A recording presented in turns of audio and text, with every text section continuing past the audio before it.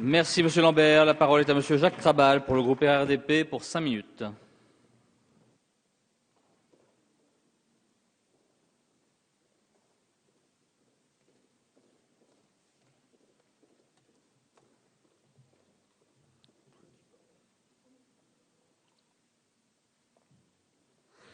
Monsieur le Président, Madame la Ministre, Monsieur le Ministre, Mesdames les rapporteurs, Monsieur le Président de la Commission de développement économique, mes chers collègues, la proposition de loi qui nous réunit aujourd'hui a connu un parcours qu'on peut qualifier certes de chaotique après sa première présentation il y a tout juste un an.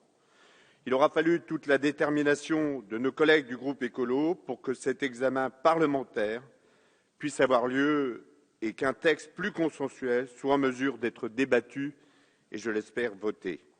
Je tiens à saluer personnellement ce long et précieux travail parlementaire de notre collègue Laurence Abeille, mais j'y associe aussi l'engagement du gouvernement et des deux ministres ici présents cet après-midi, sans lesquels nous n'en serions certainement pas là. Ce texte est le fruit de nombreuses concertations, auditions et réunions, un texte qui a pris en compte les travaux rendus depuis un an. Je pense au rapport Giraud-Tourtellier-Le Boullay et au rapport du COPIC et de l'ANSES, bien évidemment.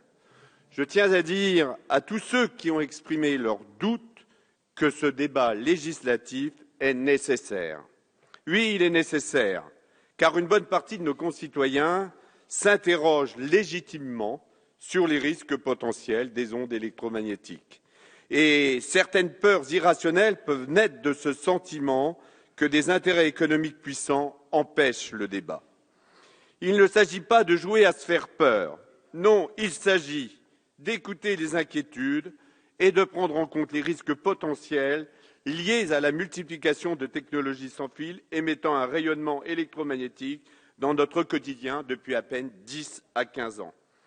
Et toutes les études scientifiques dont les résultats qui montrent des risques négligeables ne sont pas en mesure de nous donner des résultats probants sur les effets à long terme d'une exposition immodérée aux ondes. Les élus sont d'autant plus concernés que nous sommes placés devant deux demandes contradictoires.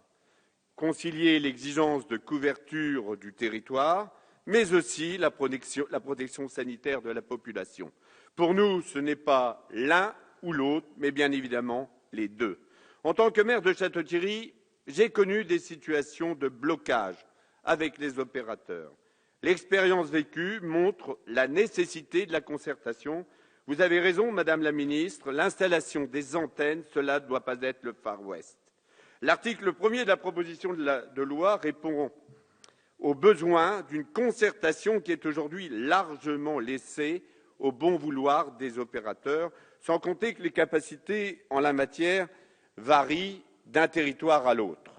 Et pourquoi pas des contrôles précis qui devraient être de règle lors de l'installation d'antennes et comme ceux des analyses de l'eau, leurs résultats devraient être portés à la connaissance du public, même si les émissions sont inférieures au seuil de 0,6 volts par mètre.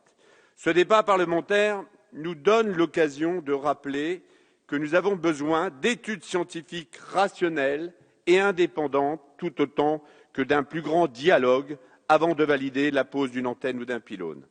Les dispositions contenues dans la proposition de loi vont dans le bon sens, car elles favoriseront enfin, entre autres, la mutualisation des antennes.